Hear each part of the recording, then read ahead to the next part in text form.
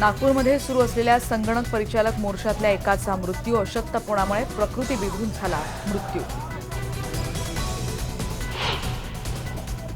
शाहरुख खान आता व्हॅनिटी व्हॅनच्या पार्किंगवरून अडचणीत, एका एनजीओनं केली मुंबई पोलिसांकडे तक्रार। दिघ्यातल्या अनधिकृत बांधकामांना 31 डिसेंबरपर्यंत दिलासा, घरं न पाडण्याचे विधान परिषदेच्या उपसभापतींचे निर्देश। आयबीएन लोकमतच्या बातमीचा दणका। मालाडच्या मालवणीमधून आयसिसमध्ये गेलेल्या 3 तरुणांपैकी एकाला पुणे एटीएसनं घेतलं ताब्यात। रात्री उशिरा मालवणी पोलिसांकडे दिला वाजिद शेखचा ताबा।